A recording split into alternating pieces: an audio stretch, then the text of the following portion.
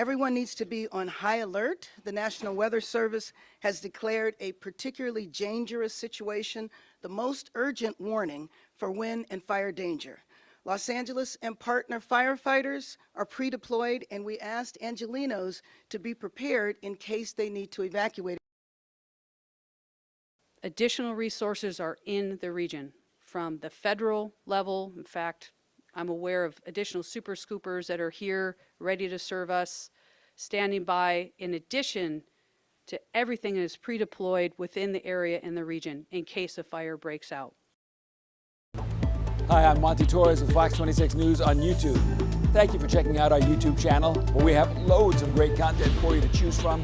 And while you're here, why not click on the subscribe button right here? That way you can stay in touch with all the latest breaking news, everything news related within the Central Valley. And thank you for watching.